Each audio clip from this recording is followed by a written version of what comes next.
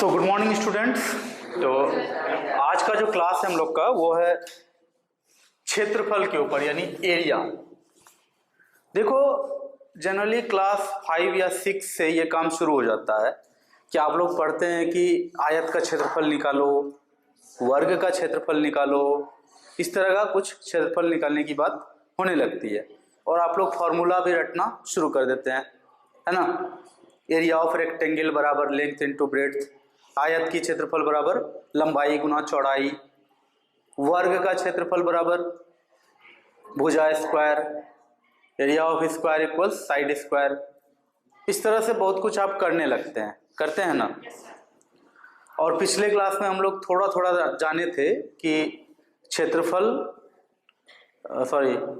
Perimeter, area और volume, परिमिति, क्षेत्रफल और आयतन, ये तीन चीजों के बारे में कल का क्लास में हम लोगों का हुआ था।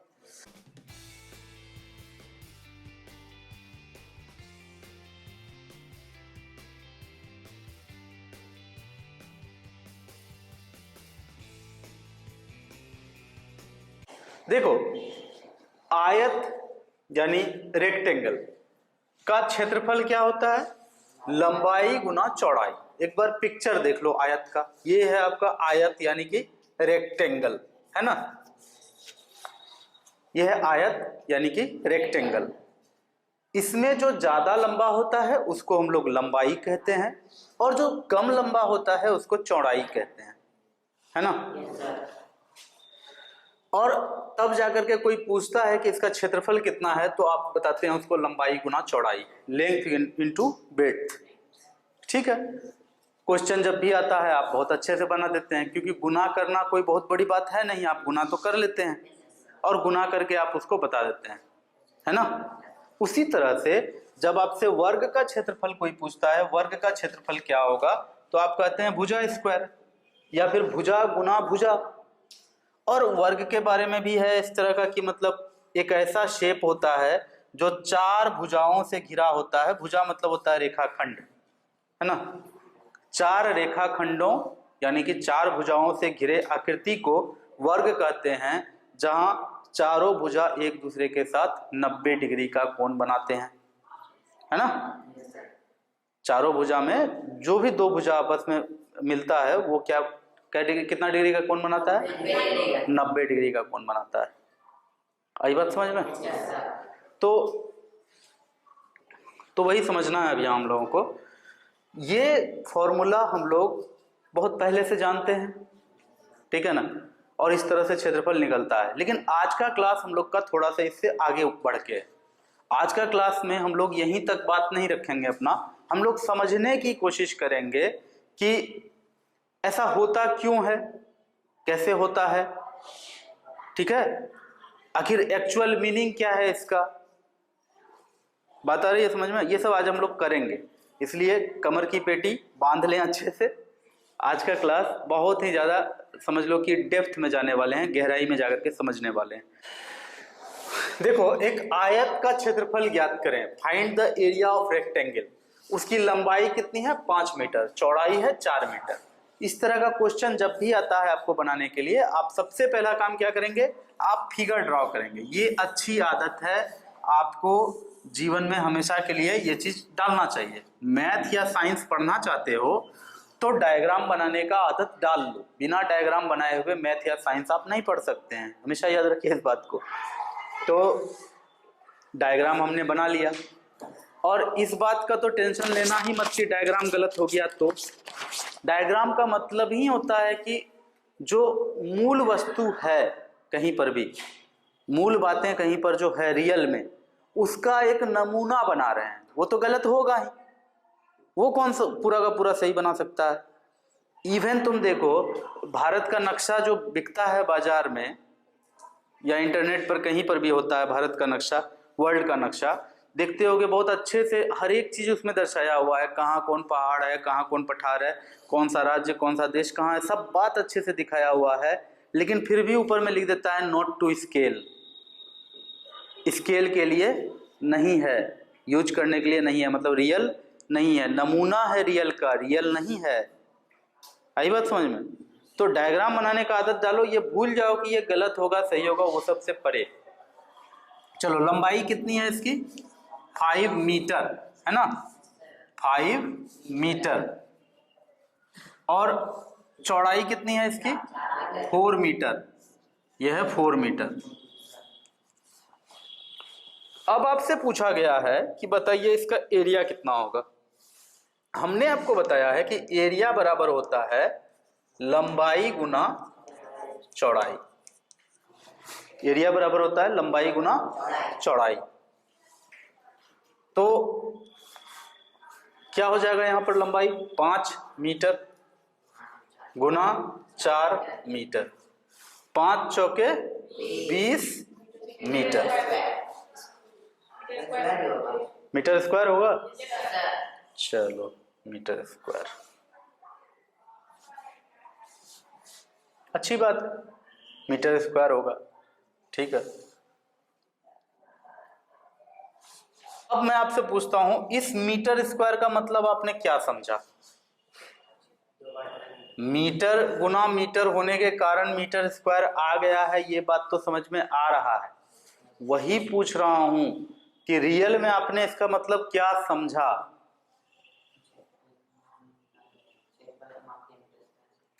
देखो वो तो हो गया, ये तो जान रहे हैं। फिजिकली अगर मान लो कहीं सतह की बात करें तो आप क्या समझेंगे उससे? मीटर का मतलब तो आपको समझ में आता है कि इतना ठोका लंबाई होता है, उसी को मीटर कहते हैं। मीटर स्क्वायर का क्या मतलब आप समझिएगा। तो देखो हमने कहा ना कि जो काम पहले से करते आए हैं वही करेंगे, लेकिन उसी में सवाल को ढूंढेंगे, उसी में से सवाल करेंगे अपने आप से कि ये ऐसा हुआ, इसका मतलब हमने क्या सीखा। एक बात बताओ, जब तक कोई स्टूडेंट सिर्फ ये फॉर्मूला रट्टा मार करके ये गुना करके ये आंसर ला रहा है, वो तब तक गुना के ऊपर कुछ सीखा? जो 3 क्लास में उसने मल्टीप्लिकेशन सीखा था, उसके ऊपर उसने कुछ सीखा है क्या? कुछ नहीं सीखा है। जब तक वो मीनिंग नहीं समझेगा कि क्षेत्रफल का मतलब क्या है, सतह से इसका क्या लेना देना है, जब तक ये मीनिंग उसके पल्ले नहीं पड़ेगा, तब तक उसका ये ज्ञान क्या काम का है? उसने गुना से ज्यादा कुछ सीखा है? कुछ नहीं सीखा है। गुना से ज्यादा कुछ नहीं मिला उसको। गुना से ऊपर तब ना आप जानेंगे जब आप रियल में क्षेत्रफल का मतलब समझ जाएंगे, जब आपको पूरा अंदाजा होगा कि इस मीटर स्क्वायर का क्या मतलब है। वही तो आज करना है, ठीक है। अगर मान लो थोड़ी देर के लिए कि यहां पर जो लंबाई है, तो यहां अगर लंबाई होती मान लो 10 फीट, ठीक है, और यहां होता 6 फीट, 6 फीट, तो फिर कोई बड़ी बात नहीं थी। आप क्या करते हैं, यहां पर 10 फीट गुना 6 फीट बराबर 60 फीट का स्क्वायर, या ब्रैकेट नहीं भी दीजिएगा चलेगा, फीट स्क्वायर, यही होगा। अब सवाल यह है कि ठीक है, आप यहाँ मीटर था मीटर स्क्वायर कर दिए थे, फीट गुना फीट हुआ, फीट स्क्वायर कर दिए, यहाँ 60 लिख दिए। लेकिन आप देखिए कि इतना जो काम आप किए हैं, तो आप गुना के अलावा क्या सीखे हैं? कुछ नया सीखे हैं तो बताइए। जो गुना आप करने आता था आपको, वही गुना तो आपने किया है। कुछ नया जो बोलोगे क्षेत्रमिति में हमने सीख लिया, कुछ सीखा है क्या? रियल में आपने कुछ नहीं सीखा है। अब बताते हैं हम कि क्या मतलब होता है उसका, जो हम कहना चाह रहे हैं। इस मीटर स्क्वायर या इस फीट स्क्वायर का क्या मतलब होता है, वो हम आपसे अब बताते हैं। देखो ये एक आयत है, यानी रेक्टेंगल है, ठीक है।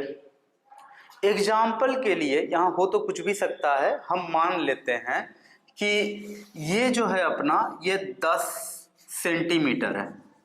क्योंकि सेंटीमीटर इसलिए लिख रहे हैं क्योंकि सेंटीमीटर से आप परिचित हैं, स्केल पे आपका होता है, आपको अंदाजा है थोड़ा सा, इसलिए माने हैं कि ये कितना है अपना 10 सेंटीमीटर है। कितना है? 10 सेंटीमीटर है। और मान लेते हैं कि ये जो है अपना ये 5 सेंटीमीटर है। ओके, कितना है? 5 सेंटीमीटर। अब ध्यान से सुनना, क्षेत्रफल का मतलब होता है सतह, कितना सतह है या कितना मात्रा में कहीं पर सतह है। सतह की मात्रा क्या है? जैसे लंबाई की मात्रा होती है ना, कि लंबाई की मात्रा क्या है, 5 मीटर, 10 मीटर, 12 मीटर, 25 मीटर होता है, 5 फुट, 5 सेंटीमीटर, यही होता है लंबाई का, होता है ना। लंबाई कितना ज़्यादा है कितना कम है तो फुट या मीटर या सेंटीमीटर यही सबसे पता चलता है, किलोमीटर से पता चलता है। उसी तरह से क्षेत्रफल का मतलब हो गया कि सतह कितना ज़्यादा है या कम है, मतलब सतह कितना है। बात आई समझ में? अगर अररिया से पटना की लंबाई निकालेंगे तो मतलब यही हुआ कि ये यहाँ से वहाँ जाने में कितना दूरी तय करना पड़ेगा, है ना। तो उसी तरह से अगर इस आयत का हमें क्षेत्रफल निकालना है तो इसका मतलब ये होता है कि सतह इसमें कितना है। ये थोड़ा सा अटपटा लगता है सुनने में, लेकिन यही बात होता है। अब देखो, कहने के लिए तब ये कहना पड़ेगा कि 10/5 है, लेकिन 10/5 कोई एक संख्या तो नहीं। आ रही है बात समझ में? 10/5 कोई एक संख्या तो नहीं है।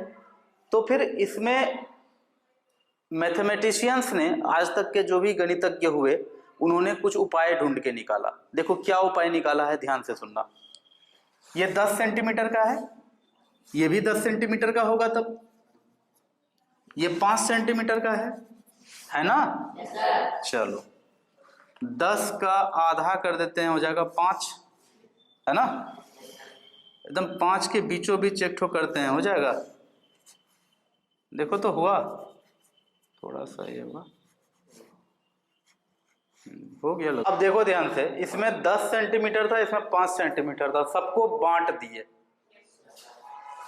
10 सेंटीमीटर को एकदम 10 लाइन खींच करके 10 बराबर भाग में बांट दिया। 5 सेंटीमीटर को भी 5 बराबर भाग में बांट दिए। अब आप ध्यान से देखो तो क्या हो गया है, 1 2 3 4 5 6 7 8 9 10, 1 2 3 4 5, 10 गुना 5 50, 50 इसमें स्क्वायर बना है क्या? 50 स्क्वायर बना है, देखो ना थोड़ा,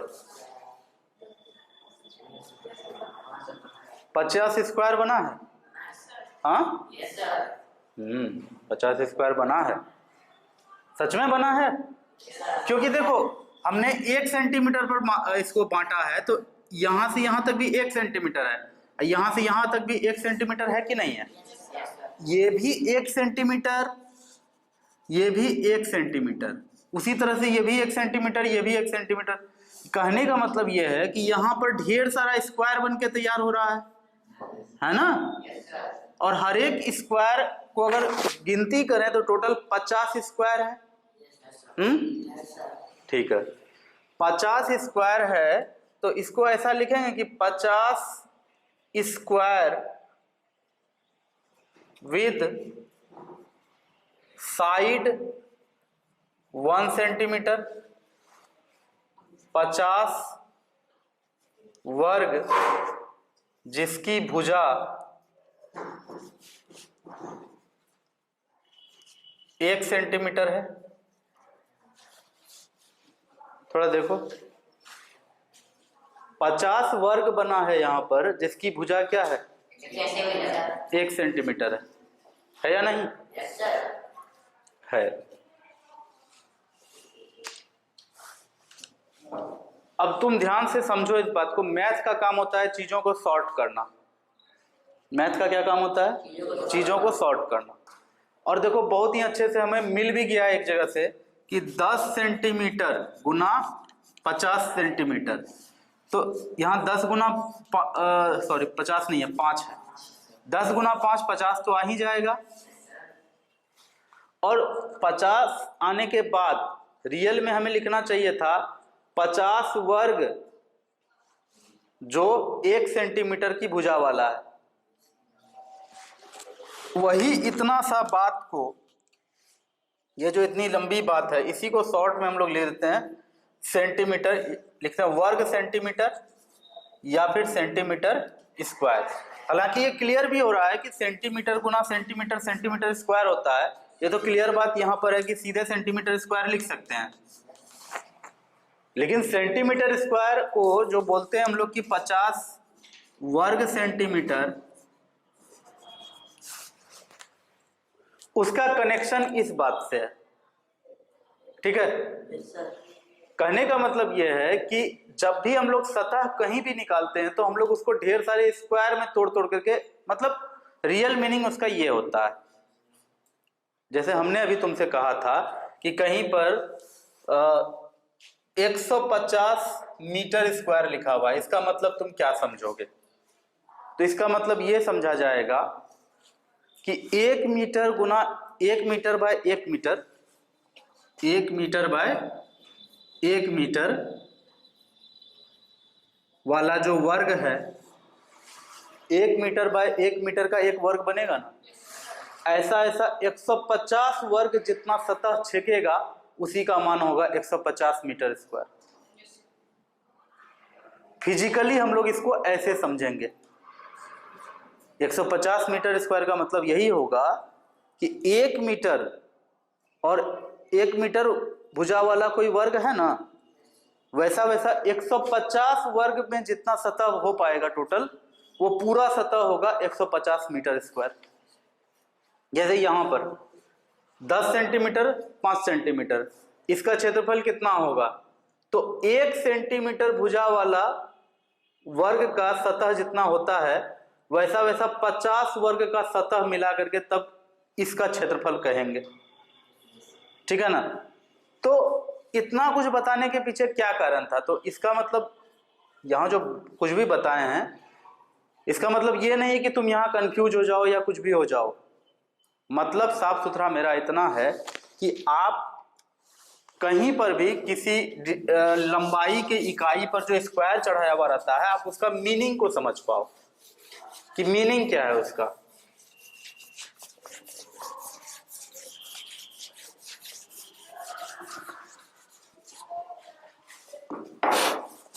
कहीं अगर 500 फुट स्क्वायर लिखा हुआ है तो इसका मीनिंग ये होगा, हम लोग इसको समझेंगे ऐसे कि 1 फुट गुना 1 फुट का जो स्क्वायर बनेगा, ऐसा ऐसा 500 स्क्वायर जितना जगह छेकेगा, वो पूरा का पूरा सतह को हम लोग कैसे लिखे हैं? 500 फीट स्क्वायर या 500 स्क्वायर फुट।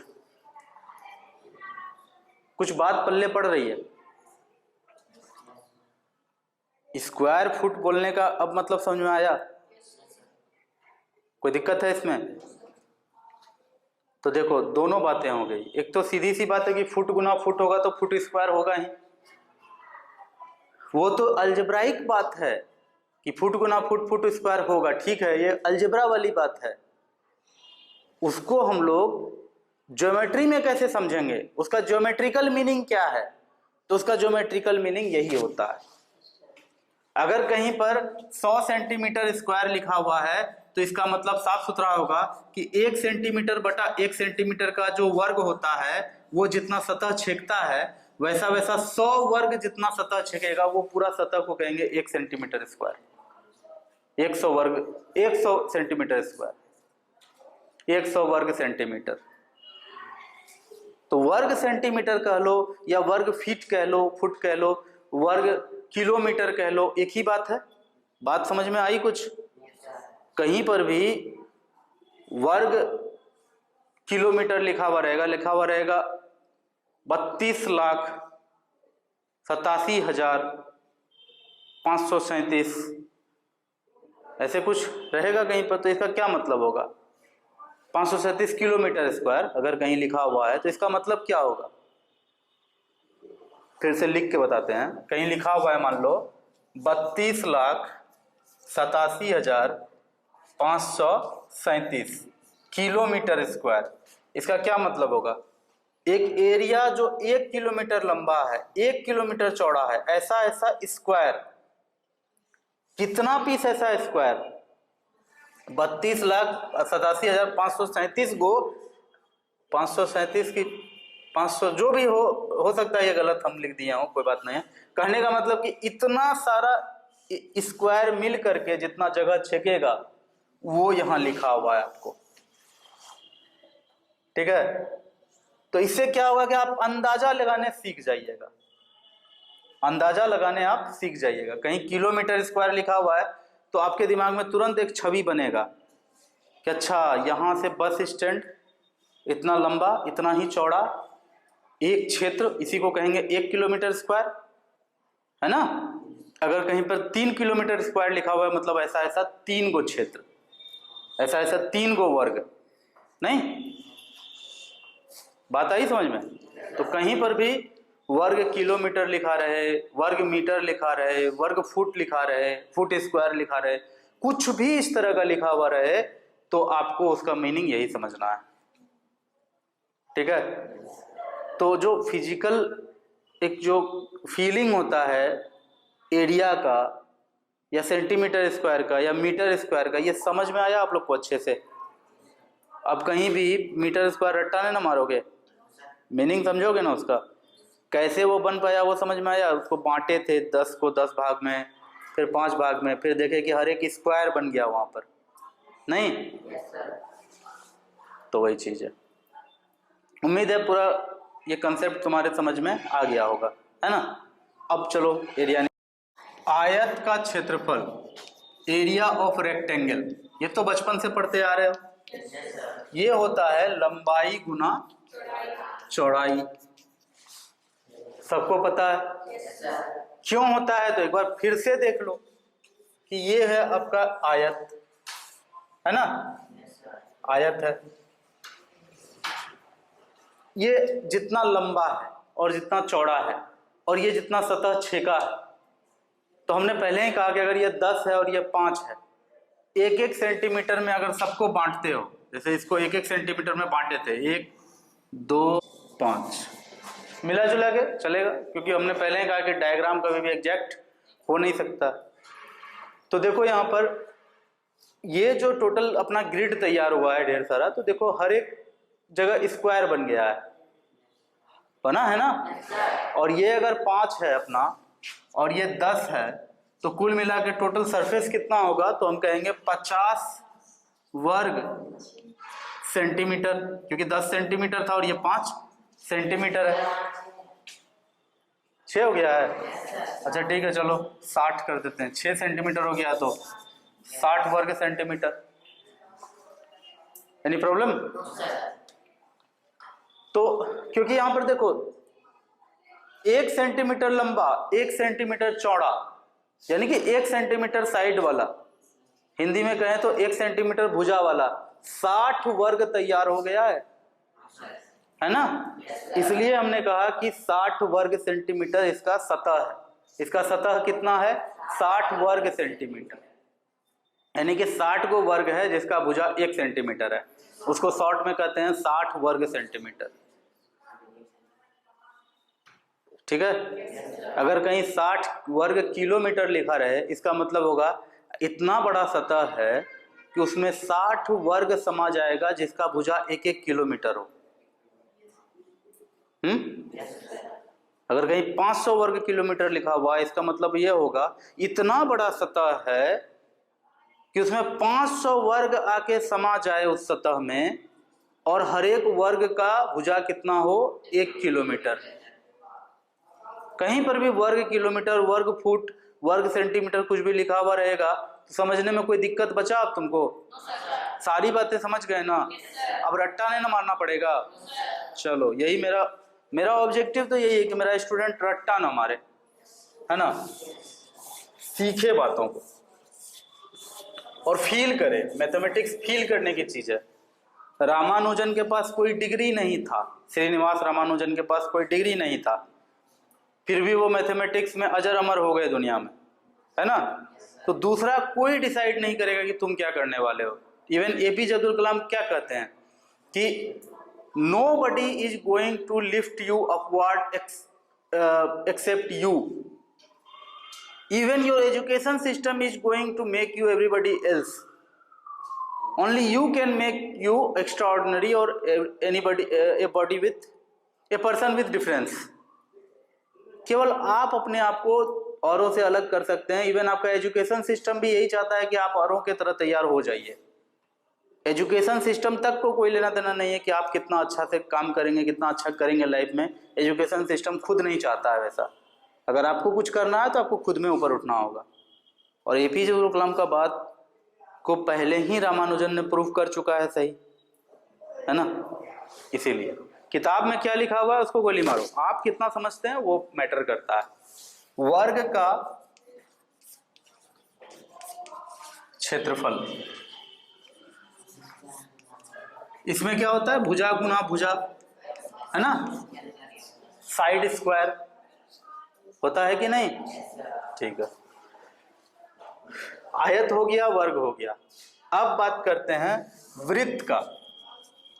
वृत्त का क्षेत्रफल,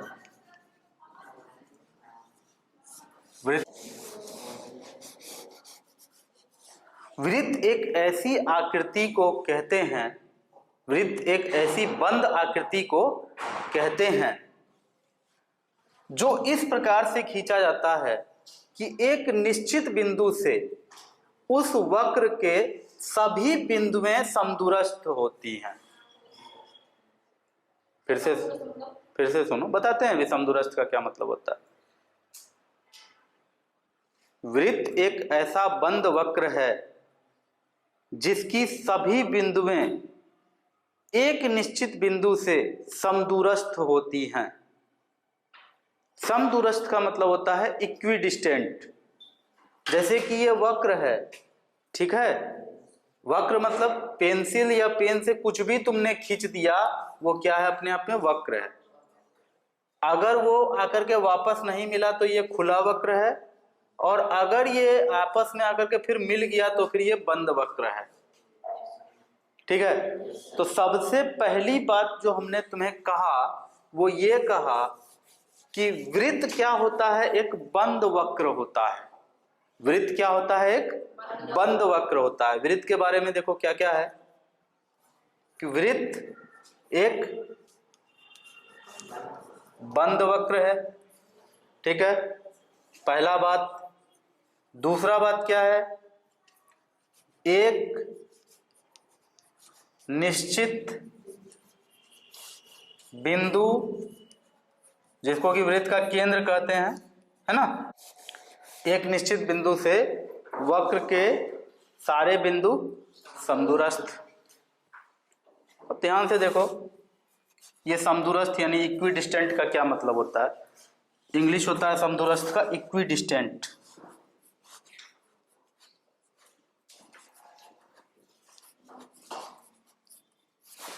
देखो ये वक्र है, बंद वक्र है, कहीं से भी खुला हुआ नहीं है। ये ढेर सारे पॉइंट से मिलके बना है। कोई भी वक्र दुनिया में ढेर सारे पॉइंट से मिलके बना है। इस पर कोई 5 पॉइंट तुम सोच लो, चलो सोचते हैं, A B C D E, 5 point सोच लिए। हमने कहा कि एक निश्चित बिंदु से सभी बिंदुएं, यानी कि ए बी सी डी ई, ये तो रैंडमली लिए हैं ना, कुछ भी ले सकते थे, तो कुछ भी लेंगे वो इस बिंदु से समान दूरी पर होगा। अगर यहां से यहां तक की दूरी r है तो ये भी r है, ये भी r है, ये भी r है, ये भी r है, सब इक्वल होगा। यानी कि अगर यहां पर O है, ये निश्चित बिंदु अगर O है, तो O से इस वक्र पर जो भी बिंदु तुम सोचोगे ना, O से वो समान दूरी पर स्थित है। किसी भी पॉइंट का दूरी O से अलग अलग नहीं हो सकता है। अगर एक पॉइंट O से R दूरी पर है तो दूसरा भी R है, तीसरा भी R दूरी पर है, चौथा भी R दूरी पर है, पांचवा भी R दूरी पर है। अगर और बिंदु तुम सोचोगे तो और बिंदु के बारे में सोचो, E सोचो, F सोचो, ये भी R दूरी पर होगा। अगर ऐसा होगा तभी ये वृत्त कहलाएगा, नहीं तो ये वृत्त नहीं कहलाएगा, ठीक है। और इस निश्चित बिंदु को कहा जाता है वृत्त का केंद्र। निश्चित बिंदु को क्या कहा जाता है, वृत्त का केंद्र, यानी सेंटर ऑफ द सर्किल। इस निश्चित बिंदु को क्या कहते हैं, वृत्त का केंद्र, सेंटर ऑफ द सर्किल। और ये जो निश्चित दूरी है, क्योंकि ये दूरी बार बार एक सेम आ रहा है, दूरी तो चेंज हो नहीं रहा है, ये जो दूरी है इसको कहा जाता है वृत्त की त्रिज्या। क्या कहा जाता है? वृत्त की त्रिज्या। वृत्त की त्रिज्या, त्रिज्या यानी radius. Radius of the circle, वृत्त की त्रिज्या। तो वृत्त का क्षेत्रफल के बारे में बात करने जा रहे थे, तो उससे पहले वृत्त के बारे में थोड़ा सा एक रिवीजन हमने कुल मिला के देखो। ये जो मैंने अभी तुरंत बना दिया, ये कुल मिला के थोड़ा मोड़ा वृत्त जैसा है, वृत्त ही कह लो, है ना? ये वृत्त है, ठीक है। और जहां तक देखो, एक वृत्त को हम कितने भाग में तोड़ सकते हैं? तो एक वृत्त को हम 1000 क्या, 1 करोड़ क्या, 1 अरब भागों में तोड़ सकते हैं। तुम देखो कैसे। ये देखो हमने तोड़ दिया। सबसे पहले आधा हो गया, ये अर्धवृत्त हो गया। मतलब हम चीर नहीं रहे हैं, फाड़ नहीं रहे हैं, मोड़ रहे हैं, मतलब तोड़ ही तो रहे हैं। टूट गया आधा में, फिर ये बाद में खुल भी जाएगा। जब ऐसा ऐसा 2 को मिलाएंगे तो फिर से क्या बनेगा? फिर से वृत्त बन जाएगा ना। फिलहाल हम इसको मोड़ रहे हैं, मतलब तोड़ रहे हैं। फिर इसको 1/4 भी करा जा सकता है, नहीं किया जा सकता है? इसको फिर से और छोटा टुकड़ा कर देंगे, और छोटा कर देंगे। ये उतना बड़ा नहीं है मेरे पास, मैंने बड़ा वृत्त अगर बनाया होता तो और इसको मोड़ पाते, और मोड़ पाते, और मोड़ पाते। मोड़ने की कोई सीमा है? ये और बात है कि एक टाइम आकर के उतना ताकत नहीं होगा कि उसको बेंड करके मोड़ पाए, वो एक अलग मामला है। लेकिन अगर वो ये कागज इतना फ्लेक्सिबल होता तो कोई सीमा है कि कितना बार मोड़ सकते हैं? तो वृत्त को आप बहुत भागों में तोड़ सकते हैं, है ना। अच्छा, एक बात देखो कि इसको जितना छोटा कर रहे हैं ना, इसको ध्यान से देखो, यही जो अभी समझा रहे हैं यही जीवन में काम देगा। फिर जीवन में कुछ नया तभी सीख पाओगे जब ये सीखे रहोगे। ये है आपका वृत्त, ये अभी पूरा गोल दिख रहा है, नहीं? ये पूरा गोल दिख रहा है ना। देखो जादू, देखो इसका, अभी भी ये गोल दिख रहा है, नहीं? अभी भी ये गोल दिख रहा है, लेकिन अब देखो थोड़ा सीधा रेखा जैसा दिखने लगा है। एक रेखा जैसा नहीं लग रहा है, ये एक ट्रायंगल जैसा अब नहीं लग रहा है। और अब जब इसको ऐसा मोड़ देते हैं, अब तो पूरा ट्रायंगल जैसा लग रहा है। अब तो ट्रायंगल जैसा कुछ बचा भी नहीं, ट्रायंगल ही लग रहा है, नहीं? और एक बार मोड़ देते हैं, चलो। अब तो मतलब जरा सा भी कहीं नहीं लग रहा है कि ये हल्का सा भी गोल है, ऐसा लग ही नहीं रहा, लगता है जैसे एक सीधा रेखा है, नहीं लग रहा है। तो हमेशा याद रखना कि एक वृत्त जो होता है ना, वो हजारों छोटे छोटे रेखाखंडों से मिलकर बना होता है। इस बात को थोड़ा सा एक कंसेप्ट में तुम्हारे डाल रहे हैं, क्योंकि अभी उसका काम करेंगे। एक जो वृत्त है आपका, इस तरह का वृत्त है ना, यहां से यहां तक देखो गोलाई दिख रहा है, लेकिन यहां पर से यहां के बीच में कोई गोलाई है? यहां से यहां के बीच में कोई गोलाई है? नहीं है ना। तो हम अभी वही कुछ करने वाले हैं। देखो क्या करेंगे। पहले तो ये कंसेप्ट आपको मैंने समझा दिया, अब देखो हम करने क्या वाले हैं।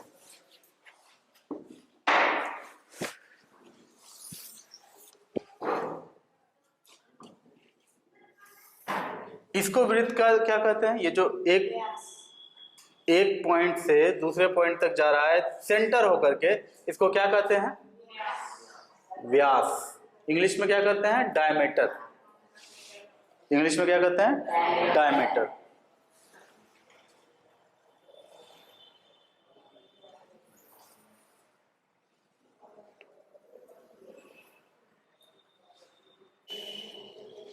इस तरह से टुकड़ा किया है, ठीक है ना। सपोज ऐसा कोई केक था अपने पास, केक को इस तरह से काटा गया, ठीक है। केक को इस तरह से काट दिया गया है। अब केक का स्लाइस हम उठा रहे हैं। अब देखो कैसे उठा रहे हैं।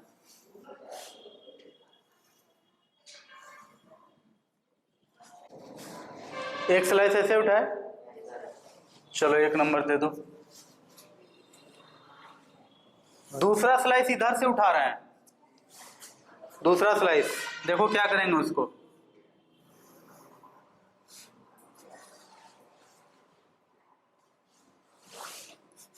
2 नंबर हो गया, कोई दिक्कत है? और हमने पहले ही कह दिया कि जब वृत्त को बहुत छोटा छोटा टुकड़ा में बांटोगे तो फिर क्या होगा, वृत्त को जब बहुत छोटे छोटे टुकड़ों में बांटोगे तो ये जो हिस्सा होगा ये एकदम सरल रेखा जैसा हो जाएगा, सीधा रेखा जैसा हो जाएगा, नहीं, इसलिए हम यहाँ सीधा रेखा बना रहे हैं। चलो तीसरा पे आओ, तीसरा 3 नंबर, हमने तीसरा टुकड़ा ला करके उस केक के तीसरे टुकड़े को यहां सेट कर दिया, कोई दिक्कत? अब चौथा,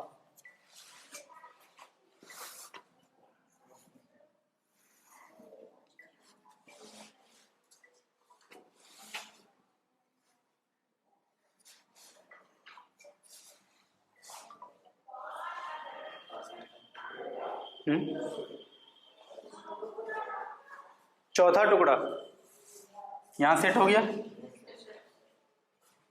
और देखो समझाने के लिए ये बड़ा बड़ा बना रहे हैं, है ये बहुत ही छोटा, बहुत छोटा, इतना छोटा कि मतलब दिखेगा नहीं आंख से, समझाने के लिए थोड़ा बड़ा करके बना रहे हैं, ठीक है? इतना तिरछा है भी नहीं, एकदम सीधा जैसा है, समझाने के लिए ऐसा कर रहे हैं। चलो अब आगे बढ़ो, ये 4 नंबर हो गया, चलो 5वां पर, 5 आगे बढ़े इस तरह से।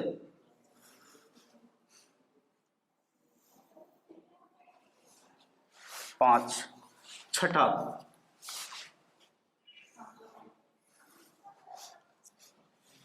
7वां,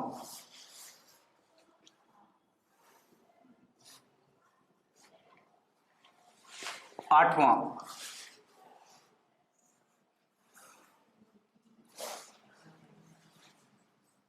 9वां,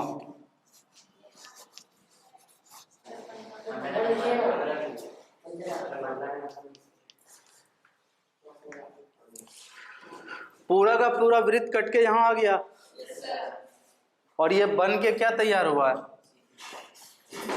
देखो यहां ऐसे है ना, हम क्या करते हैं यहां पर इस तरह से काट लेते हैं, इसको इधर से काटेंगे बीच से, ये जो है इसको ला करके यहां सेट कर दिए हैं, एक ही बात है। अरे इसको हाफ हाफ कर दिए, यहां से काट करके लाके यहां लगा दिए, इसको यहां मिटा दें, डस्टर कहां गया, मतलब 16 का 2 हिस्सा हुआ है, आधा हिस्सा यहाँ है, ये 16/2 और ये भी 16/2, 2 हिस्सा किए हैं, क्योंकि आधा इधर सेट हुआ आधा इधर सेट हुआ, इस तरह से क्या बन गया अपने पास, क्या बना है अपने पास, आयत बन गया, नहीं आयत बन गया है, बहुत अच्छी बात है। और आयत का लंबाई जो भी हो, चौड़ाई तो क्लियर है कि चौड़ाई कितना है,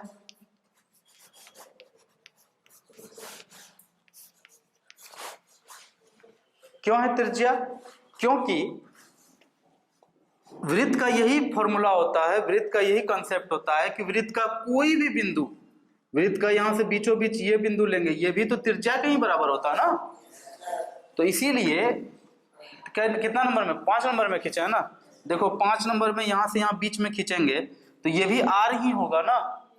देखो ये तिरछा मैंने बनाया है समझाने के लिए कि वहां से काट काट के स्लाइस लाए हैं, रेक्टेंगल बना है, असल में 16 टुकड़ा में नहीं हो जाएगा आयत तैयार, उसका हजारों टुकड़ा करोगे तब लाके स्लाइस लगाओगे तब ये आयत तैयार होगा, लेकिन उतना हम लोग को करने में टाइम लग जाएगा। समझो बातों को कि ये बहुत ही छोटा है और ये इतना तिरछा नहीं है, ये एकदम सीधा लगभग है, तो इसीलिए कहे कि ये कितना हो गया, ये त्रिज्या आर हो गया। अरे ये वाला डिस्टेंस और ये वाला डिस्टेंस जो बीचों बीच लाए हैं सेम है ना, इसीलिए कहे कि ये कितना है, इसका चौड़ाई आर है। अब रहा बात कि इसकी लंबाई कितनी है ना, इसकी लंबाई कितनी है, अब ध्यान से सुनो, बहुत ही इंपॉर्टेंट बात है, इसकी लंबाई जो होगी वो परिधि बटा 2 होगा, क्योंकि देखो ये टुकड़ा आधा कट के नीचे लगा हुआ है, आधा कट के ऊपर लगा हुआ है, अब देखो ना 2 4 6 8 10 12 14 16 है यहाँ पर ऊपर 2 4 6 8 10 14 16 है ना, यहाँ 16 सारा का सारा ऊपर में है। ये आधा का आधा सरकमफेरेंस ऊपर है, आधा परिधि नीचे है। यानी कि परिधि जितना होता है उसका आधा ऊपर है आधा नीचे है। परिधि कितना होता है वृत्त का? वृत्त का परिधि 2 पाई आर। बहुत अच्छा। तो 2 पाई आर होता है पूरा वृत्त का परिधि। ये पूरा का पूरा परिधि कितना होगा? 2 पाई आर। तो इसका आधा यानी कि पाई आर ऊपर में हो जाएगा और पाई आर नीचे हो जाएगा। नहीं होगा? पाई आर ऊपर होगा, पाई आर नीचे होगा। अब सिंपल सा बात हो गया है अपने पास कि ये जो आयत बनकर तैयार हुआ है इसकी लंबाई कितनी हो गई? लंबाई यानी लेंथ कितना हो गया? पाई आर। लंबाई कोई एक ही तरफ का लेगा ना। लंबाई कितना हो गया? पाई आर। और चौड़ाई कितना हो गया इसका? इसलिए क्षेत्रफल कितना हो जाएगा?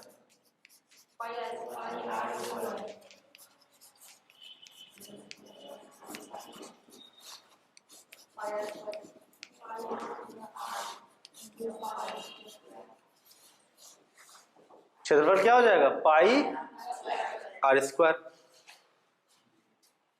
कोई दिक्कत है? क्षेत्रफल हो जाएगा पाई आर स्क्वायर। कैसे कैसे हुआ सब कुछ एक बार फिर से देख लो, फिर से समझा रहे हैं हम तुमको। हमने तुरंत एक वृत्त बनाया है ना, और उस वृत्त को बार बार मोड़ मोड़ कर ये दिखाया कि एक वृत्त जब बहुत छोटा टुकड़ा में टूट जाता है तो फाइनली उसका जो सबसे छोटा टुकड़ा होता है एकदम सरल रेखा के तरह दिखता है ना। इसको तोड़ तोड़ कर हमने दिखाया था। फिर मैंने एक वृत्त यहाँ ड्रॉ किया और उसमें देखो नंबरिंग कर दिया, उसको काट काट कर और एक एक स्लाइस उठा करके यहाँ पर रखना शुरू किए, है ना। और इसका यहाँ से यहाँ तक का दूरी कितना है? आर है, क्योंकि त्रिज्या आर है, ठीक है। तो ये इसका चौड़ाई आर हो गया और लंबाई इस आयत का कितना निकला? तो पाई आर, क्योंकि पूरा का पूरा वृत्त का परिधि कितना है? 2 पाई आर है। पूरा का पूरा वृत्त का परिधि कितना है? 2 पाई आर। और इसमें से आधा जो था ऊपर वाला वो ऊपर लगा हुआ है नहीं, और नीचे का आधा नीचे आके सेट हुआ है। यानी कि इस आयत में परिधि का आधा लंबाई है ना, तब ना आधा ऊपर आधा नीचे खर्च होगा। पाई आर ऊपर पाई आर नीचे। किसी को यह पता है कि 2 पाई आर क्यों होता है वृत्त का परिधि? क्योंकि भारत के एक वैज्ञानिक हुआ करते थे, भारत के एक बहुत ही प्राचीन गणितज्ञ हुए थे आर्यभट्ट। आर्यभट्ट ने एक खोज करके दुनिया को दिया। उन्होंने दुनिया को बताया कि दुनिया में कोई भी वृत्त खींचा जाए, दुनिया में कोई भी वृत्त खींचा जाए, आप उसका जब परिधि निकालिएगा, आप उसका परिधि जब निकालिएगा और फिर परिधि का अनुपात अगर उसके व्यास से करिएगा, व्यास मतलब डायमीटर, दुनिया का किसी भी वृत्त का परिधि निकालो और उसी वृत्त का व्यास से उसको भागा दो, ये हमेशा 22/7 यानी कि पाई के बराबर मिलेगा। ये हमेशा 22/7 यानी कि पाई के बराबर मिलेगा, ना उससे कम ना उससे ज्यादा। ये भारत के प्राचीन गणितज्ञ आर्यभट्ट ने दुनिया को ये बताया। पहले दुनिया ये बात नहीं जानता था। उन्होंने अलग अलग वृत्त खींचा होगा जमीन पर, सबका परिधि निकाला होगा। कल परिधि निकालने बताए थे। चूड़ी के ऊपर धागा रख करके उसको अच्छे से टाइट करके फिर मिला करके फिर धागा को सीधा करके, हाँ, जैसे कि यही है, इस वृत्त का क्षेत्रफल कितना, इस वृत्त का परिधि कितना होगा, ये अगर निकालना पड़े तुमको, बहुत सिंपल है। एक धागा लो, धागा को एकदम अच्छे से गिराते जाओ, एकदम इसके किनारे पर गिराते जाओ, ऐसा गिराओ कि धागा कहीं भी मतलब मुड़े नहीं, कहीं घुमचा हुआ धागा ना बचे, एकदम टाइट होते हुए धागा अच्छे से इसके ऊपर पड़ते जा रहा है चारों साइड। और जहाँ से शुरू किए थे धागा घुमा करके फिर वहाँ लेते आओ, और फिर उसके बाद धागा को वहाँ कट कर लो, ठीक है। एग्जैक्ट धागा का लंबाई उतने हो जाएगा जितना इसका पूरा गोलाई है, और तब धागा को सीधा करके मीटर टेप पर नाप लो, नहीं होगा? या अगर फीता वाला मीटर है तो सीधा उसको फीता वाला मीटर को इस आराम से रखो खड़ा करके, घुमा लो एक बार, आ जाएगा कितना होता है, नहीं होगा परिधि पता? तो उन्होंने इसी तरह से परिधि पता किया होगा, अलग अलग वृत्त का, बड़ा से बड़ा वृत्त बनाया, छोटा से छोटा वृत्त बनाया। हर जगह उन्होंने क्या देखा? हर जगह उन्होंने पाया कि जब उसका परिधि निकालते हैं पूरा गणना करके, और उसका जो डायमीटर होता है यानी कि व्यास, ये दोनों का अनुपात हमेशा पाई आता है। ये नेचुरल बात है, नेचर ने ऐसा करके दिया, ये प्राकृतिक है। ब्रह्मांड में कहीं भी वृत्त होगा तो उसका व्यास के साथ उसके परिधि का उसके व्यास के साथ अनुपात कितना होता है? पाई।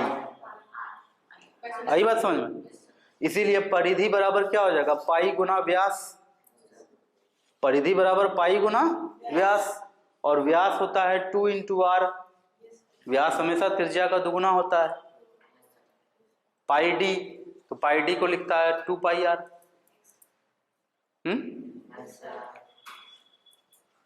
तो चलो ये 2πr कैसे आया, थोड़ा सा उसका भी हिस्ट्री के बारे में जान लिए, है ना?